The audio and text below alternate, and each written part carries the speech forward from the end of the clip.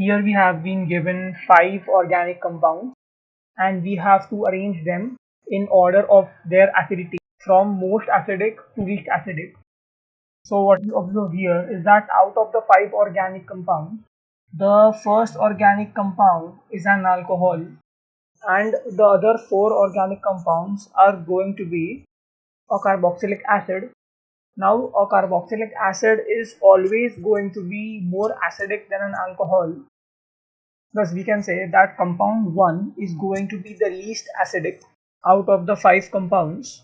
Thus what we can say is that we can eliminate option B, as it says that organic compound 5 which is acetic acid is the least acidic. Now let us understand that how will we find out the order of acidity in the remaining 4 organic compounds or the organic compounds 2, 3, 4, 5.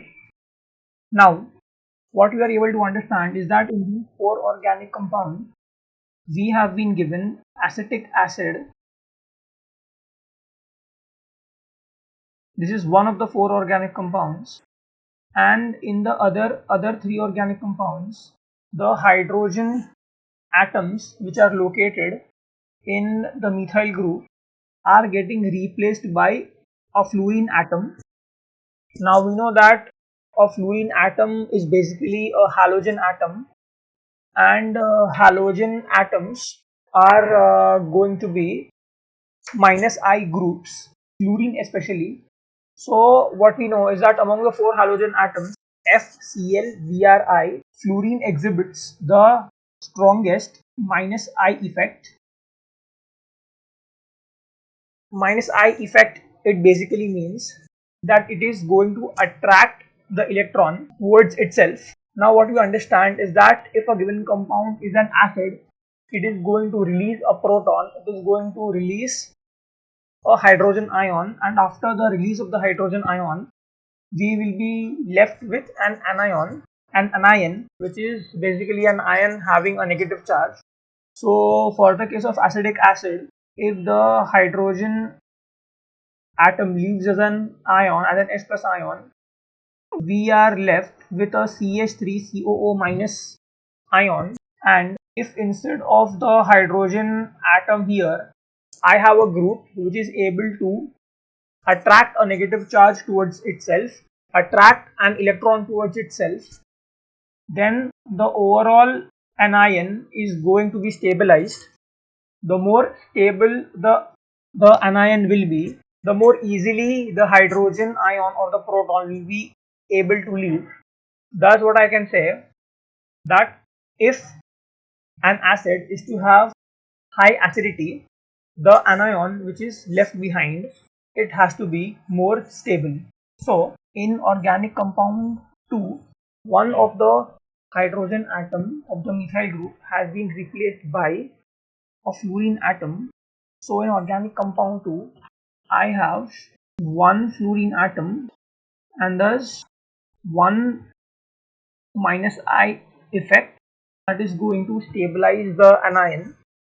In organic compound 3, I have 2 fluorine atoms, thus I have 2 -I effects which are going to stabilize the anion even more. In my 4th organic compound, I am going to have 3 fluorine atoms which are going to give me a very large inductive effect, which is the sum of the 3 individual -I effects. And in compound 5, all of the hydrogen atoms of the methyl group are intact, so I am not having any substitution here. So I have 0 fluorine atoms. So here what I will observe is that there is no such -I effect. Thus what I am able to observe is that in organic compound 4, CF3COOH, there is a very large -I effect which is going to help to stabilize the anion. Thus the proton will be able to leave much more easily. Thus it will be highly acidic. CF2HCOOH or organic compound number 3 is going to have 2 fluorine atoms. So it does have a substantial minus I effect, but not as substantial as organic compound 4. So 3 is going to be less acidic. Then organic compound 2 only has 1 fluorine atom, so the minus I effect here is lower than the minus I effect observed in organic compound 3. Thus it is having lower acidity than organic compound 3, and organic compound number 5, or the standard acetic acid, does not have any fluorine atoms, so there is no minus I effect.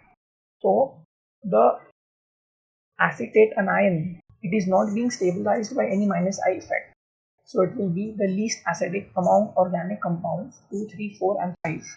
Thus, after a thorough analysis of all the organic compounds which have been presented to us, we can say the appropriate order of the acidity, or most acidic to least acidic, is given by option A.